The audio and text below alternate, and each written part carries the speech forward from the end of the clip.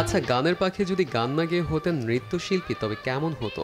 সবার প্রিয় গানের পাখি প্রথমে গান নয়, শিখছিলেন নাচ। বাবা পাকিস্তানের ঊর্ধ্বতন সরকারি কর্মকর্তা হওয়ার সুবাদে ছোটবেলায় থাকা হয়েছিল পাকিস্তানের করাচিতে।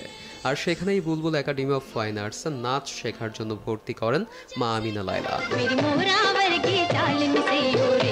এ সময় বড় বোন দিনা লায়লা গান শিখতেন আর তা শুনে গুনগুন করে গান গাইতেন রুনা লায়লা।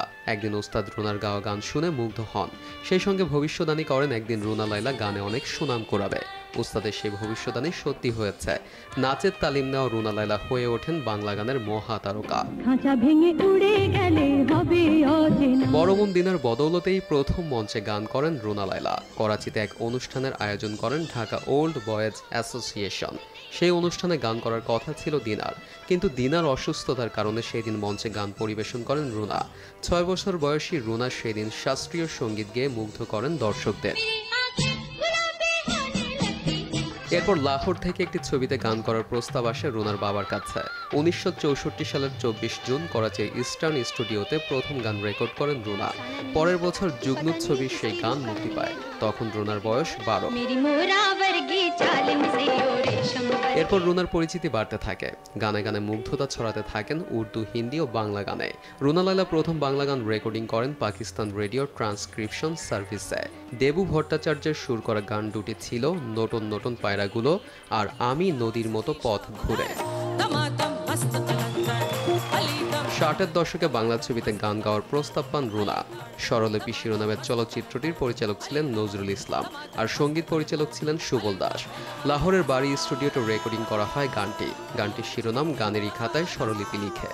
একই গানে আরও কণ্ঠ দিয়েছিলেন মাহমুদুন নবী। বাংলাদেশে আসার পর প্রথম গান করেন সত্য সাহার সুরে জীবন সাথী ছবিতে। 81 में मुझसे मिले थे अमेरिका में, तो उस वक्त तो आपने बताया था कि आपकी उम्र 45 है। বাংলা ছাড়া উর্দু, হিন্দি আর ইংরেজি ভাষা জানেন রুনা লায়লা।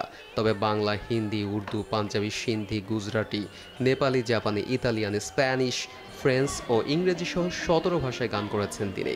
পাকিস্তানের নিসার বাজমির সুর করা 10 দিনে 30টি গান রেকর্ড করেন রুনা। পরে তা বিশ্ব রেকর্ড হিসেবে স্থান পায় গিনেস বুকে।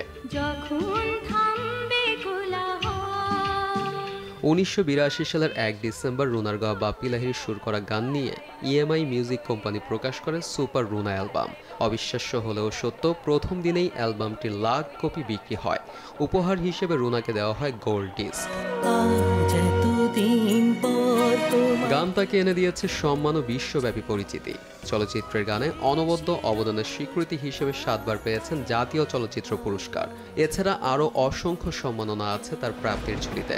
গান রেকর্ডিংয়ের হিসেবে আজ 24 জুন রুনা লায়লার পেশাদার সঙ্গীত জীবনে 60 বছর পূর্ণ হচ্ছে।